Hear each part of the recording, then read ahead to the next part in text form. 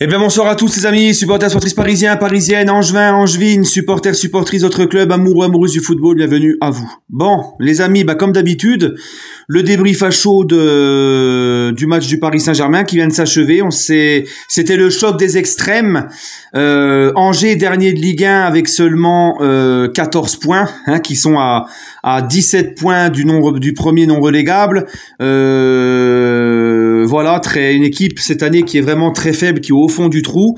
Et le PSG, premier du championnat depuis la première journée. Voilà, donc le choc des extrêmes au niveau du budget, au niveau du classement, au niveau de l'effectif. Et pourtant, sur le terrain, ça ne s'est pas vu. Ça ne s'est pas vu parce qu'on a vu un PSG, le PSG que je n'aime pas, le PSG qui me fait chier, le PSG qui me frustre. Alors oui, on va me dire, ouais, on a gagné, on prend les 3 points, c'est le plus important, on prend 11 points d'avance sur Marseille, on a encore fait plus un pas vers le titre. Je suis tout à fait d'accord, mais avec l'effectif qu'on a, les moyens qu'on a et tout, je pense qu'on doit être un peu plus exigeant avec ce PSG-là. Parce que moi, franchement, ce que j'ai vu ce soir, ça me saoule. Ça me saoule parce que on a un PSG qui ne se contente encore une fois qu'une mi-temps sur deux.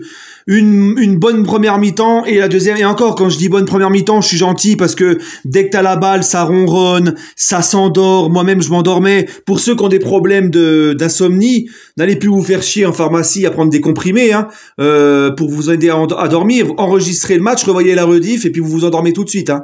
Tu vois, ça ronronne, ça manque de rythme, alors que nos joueurs, dès qu'ils mettent du rythme, on le voit tout de suite, on crée du danger direct. Mais encore une fois, manque de rythme quand on a la balle au pied, ça ronronne, mais malgré tout, en première mi-temps, malgré ça, il y a quand même une envie de récupérer vite le ballon, une envie de presser, on est bien organisé, on est bien, on maîtrise le match, on est très peu mis en danger. Et puis en deuxième mi-temps, tu laisses la balle aux Angevins, tu tombes dans la facilité, t'es au petit trot, tu ne presses plus rien, tu regardes les Angevins jouer, t'as plus faim, tu rien du tout, des zombies les mecs, des zombies, je suis un zombie, maître Gims, des zombies. Alors que tu te mets tout seul dans la difficulté parce que quand Tube marque ce but à la 86e, tu te mets en danger et t'es pas serein. Voilà. Mais encore une fois, c'est une vérité, c'est que ça a suffi malgré tout, un PSG comme ça suffit quand même pour gagner à Angers parce que Angers c'est très faible, Donc non, franchement ça m'énerve, ça me crispe parce que c'est tout le temps la même chose. Et c'est encore une fois la preuve qu'il n'y a pas d'exigence dans cette équipe, qu'il n'y a pas franchement moi ça me rend dingue. Ça me rend dingue. Bref, ça a quand même suffi pour gagner. Voilà, bon bref. Maintenant, par rapport au choix de Galtier, moi, faut qu'on m'explique un truc. Je ne comprends pas. Je vous pose la question, les amis. Dites-moi en commentaire, vous avez peut-être la réponse, parce que moi, je vois pas. J'ai beau réfléchir, je vois pas. Qu'est-ce que Solaire apporte de plus qu'un Zahir Emery ?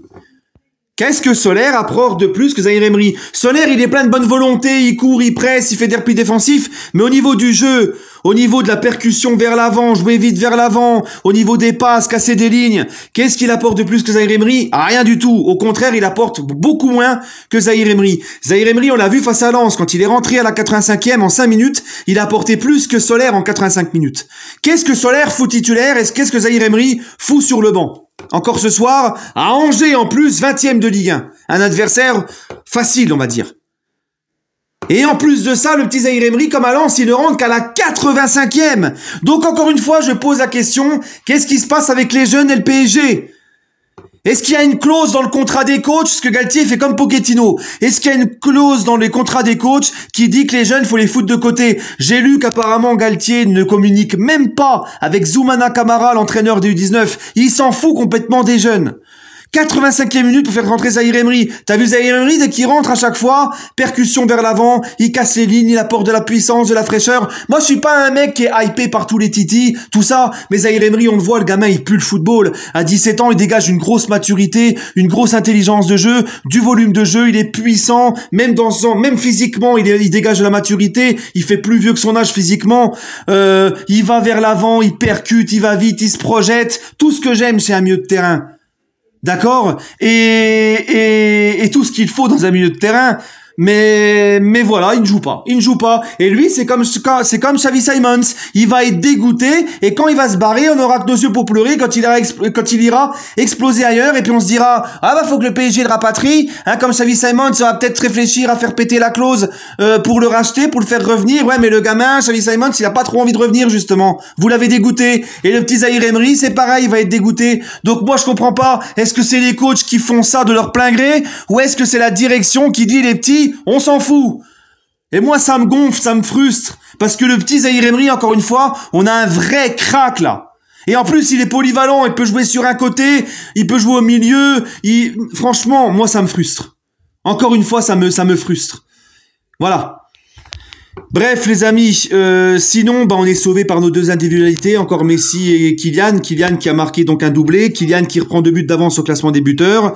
Kylian, meilleur buteur encore une fois du PSG en Ligue 1, meilleur buteur cette année encore en Ligue des Champions. Messi, meilleur passeur de Ligue 1, 15 passes D. Il est à 4 passes décisives de battre le record de Ligue 1, c'est 18, c'est Roten, je crois. Donc je pense qu'il va y arriver. Voilà, c'est encore eux qui te sauvent parce que c'est nos meilleurs joueurs, c'est eux qui te sauvent comme face à Brest.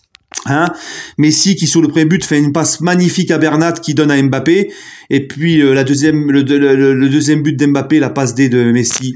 Voilà. Messi, j'ai beaucoup tapé sur lui, vous connaissez mon avis et ça change pas. Hein. Mais Messi, les gars, même si je suis très déçu de son rendement dans les gros matchs, de son investissement aussi dans certains matchs, notamment les gros matchs, il a toujours cette qualité de passe où le mec il te fait une passe venue d'ailleurs et tu te dis c'est incroyable.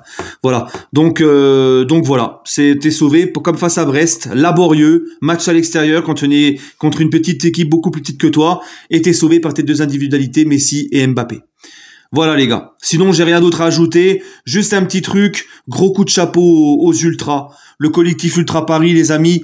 Gros respect. Gros coup de chapeau. On a entendu qu'ils étaient là. Ils ont mis l'ambiance. Franchement, gros respect à eux. Encore une fois. Gros respect à eux. Et comme je l'ai dit dans mon live mardi, heureusement qu'ils sont là pour sauver le peu de choses qui restent au Parc des Princes. Hein, parce qu'imagine si eux, ils seraient pas là, le Cup. Imagine la gueule du Parc des Princes si à Auteuil où il y a le Cup, ça serait comme à Boulogne, que des footix, des mecs qui viennent que pour les stars, le ticket de place et j'en passe. Hein, le bordel qui se passe en tribune Boulogne, tout ça. Imagine, ça serait pareil aussi en tribune Auteuil. Là, le parc, il serait définitivement mort. Donc, le Cup, il permet au parc de vivre encore un petit peu. Et ça, pour ça, gros respect, les amis. On peut des fois ne pas être d'accord avec eux. Même chez eux, des fois, il y a des divergences entre eux. D'accord? Mais quand je vois des gens les insulter, se foutre de leur gueule sur les réseaux, je parle des supporters du PSG, franchement, les gars, non. Vraiment. Gros respect. Et heureusement qu'ils sont là. Voilà. Bref, voilà, j'ai tout dit, j'ai rien d'autre à ajouter, voilà. Hein, merci Kiki, merci Messi, et puis sinon, voilà. Hein, encore heureusement que c'était Angers en face, parce que ça aurait été face à une équipe qui nous rentre un peu plus dedans avec un peu plus de qualité. Je ne sais pas si on repartait avec les 3 points. Voilà. Bref, j'ai toujours le même, c'est toujours quasiment tout le temps, depuis longtemps, le même compte rendu, quoi, le même avis, ce qu'on constate, voilà, le même constat. Voilà. Allez, prenez soin de vous, les amis, et allez Paris.